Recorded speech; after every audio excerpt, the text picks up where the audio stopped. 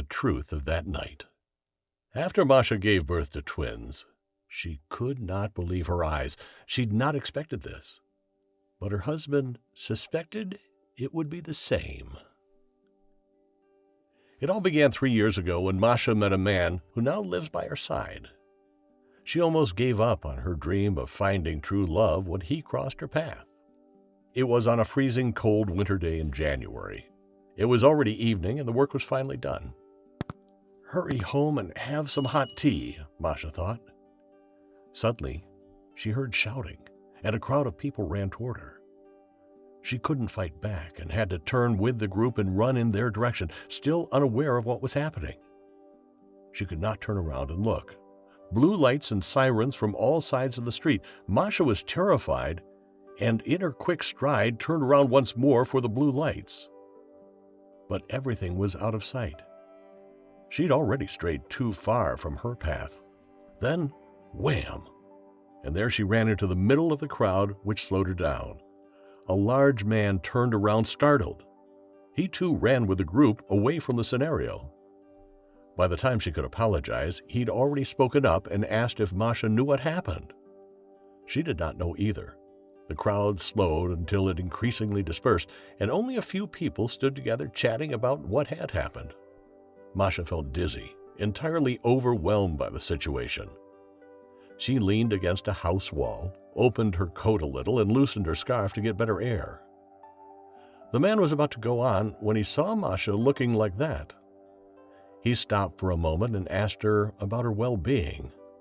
She waved thanks, said everything would be all right in a moment, and slowly walked on. When she got home, Masha turned on the TV to find out about the incident on the street.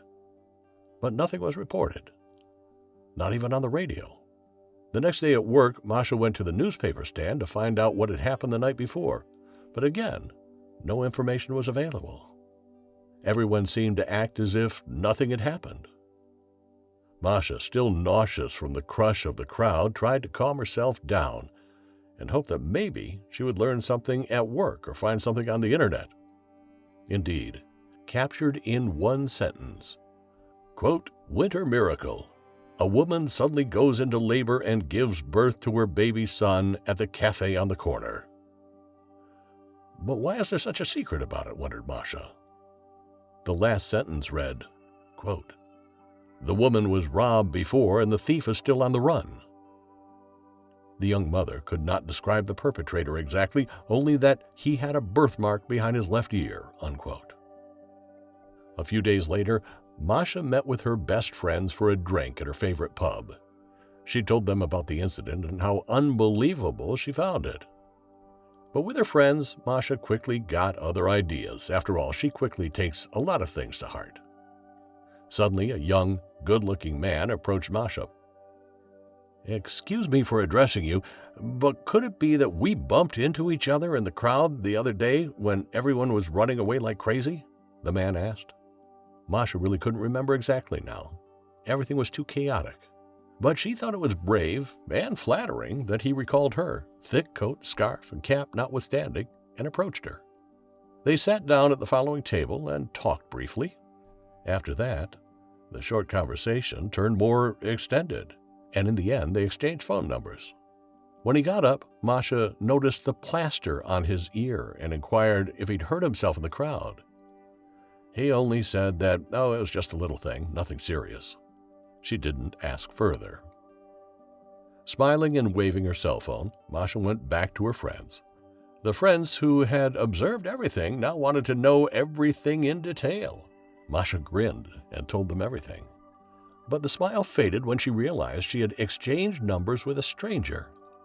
It wasn't long ago that she broke up and swore to herself that she would never fall for a man again. She would rather stay alone than go through hell again. Something was different, she sensed. But did she have the courage? Her friends encouraged her and told her that it had been over a year since she broke up and that something new may come. She should be patient and look. She wasn't going to be married and the mother of 3 just because a young, good-looking man approached her. Or abandoned either. It is yet to be determined in which direction this can go. Masha and the young man met from time to time and then more and more often. Finally, it became serious, and the months flew by. She was happy, finally comfortable and safe. After a year, they started looking for an apartment. They wanted to move in together and thus strengthen their happiness. They didn't have to look for long because the perfect apartment quickly opened. "Here, it's possible to have children and grow old," he said to Masha, and knelt down in front of her and asked the question of questions. "Will you become my wife, Masha?" Overjoyed, Masha said, "Yes." Weeks later, the wedding plans were in place, and they both couldn't wait for their big day. There was only one thing Masha couldn't explain. She couldn't put her finger on it and didn't dare talk about it. But one evening, she gathered her friends and went to her favorite pub. "Cold feet. It's normal. Don't worry about it." All well-intentioned phrases flew at Masha. But she couldn't help it. Something was strange. Something bothered her, and she couldn't explain it to herself. It was probably nervousness. The last evening before the wedding day had arrived, Masha and her future husband went out for a romantic dinner. He noticed that Masha was preoccupied with something and asked about it. She felt caught and wanted to avoid it, but gathered her courage and asked if he had any secrets from her, which were her business. He gently and lovingly reassured her that she knew everything. Kissing her tenderly, he bid his bride farewell. Masha went to bed before her friends came to take her down the aisle in the morning. The wedding was beautiful and absolutely thriving. Masha no longer had time to think about the stomachache that plagued her when she said yes. Did she make a mistake? She worked herself up mentally so much that she felt sick, but at least she didn't have to think anymore. The months went by and everyday life returned. Finally, Masha and her husband were happy, and finally she found peace and happiness. Until one day, that little headline slipped into her hands. A long-forgotten night.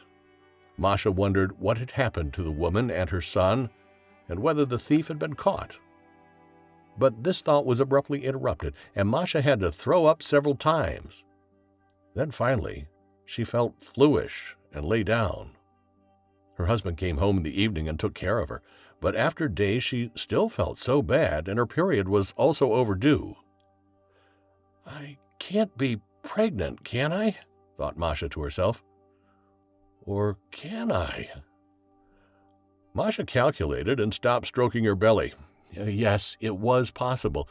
For the evening, Masha prepared a little surprise to tell her husband. She was so excited and overjoyed. When the husband heard the happy news, he sat for a moment, lost in thought, collected himself again, stood up, and hugged Masha. She found it a bit strange, but did not want to talk about it again today. Far too often, this had been the case lately. The appointment with the gynecologist was absolutely different than expected. One hopes for the sentence, "Everything healthy and right for the time of pregnancy. The baby is fine." And you have to listen a second time. "The babies are fine." "The baby or the babies? Can you repeat that, please?" asked Masha with a broad smile. She was expecting twins, 2 girls. With the ultrasound pictures and her mother-child passport, she rushed home where her husband could come at any moment. Her husband couldn't believe it. He hugged Masha tightly and happily. Finally, everything would be all right and stay that way. But Masha kept having nightmares. Finally, she calmed herself down and talked herself into comfort. Something was just not right. Everything was okay with the babies. They were healthy and thriving wonderfully. But her husband was acting strangely, ever since she told him she was pregnant. Where was he so lost in thought? Was he keeping secrets after all, not telling her the truth about something? Did she get involved with him too quickly and move in together? What's going on? This question grew louder and louder in her mind, but she couldn't figure it out alone, and her husband wasn't talking either. She would probably have to make peace with it all. After all, the last 2 weeks of the pregnancy had begun, and Masha wanted to enjoy them. Her husband came home later and later in the evening. Supposedly he had to work longer. The days passed, and the contractions began, and finally, it was time. Masha was excited and full of anticipation. Her husband was by her side, for which she was very grateful. After Masha gave birth to twins, she couldn't believe her eyes. She had not expected this, but her husband suspected it would be the same, because he knew that Masha always remembered the event that night. He also found the headline in the paper, and he couldn't take it anymore. The doctor at the time secretly removed the birthmark, but obviously not well enough because it grew back.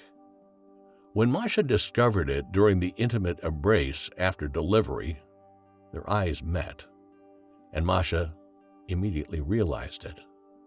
But she overplayed the situation. However, he was aware that she understood. She knew something was wrong, but she would never have dared to think that her husband, the father of her children, no, it couldn't be anything, but please, not that. Not that, please. Masha presses the nurse's button, and 2 nurses are almost in the hospital room. Suddenly, her husband goes crazy and screams wildly. A nurse who wasn't quite in the room sneaks back into the nurse's station and sets a silent alarm. Masha can't get out. She has her babies in her arms when her husband suddenly... We'll be continuing this one next week. What do you think about this? Why didn't Masha listen to her feelings? What happens in the sequel? Feel free to leave your opinion about it in the comments.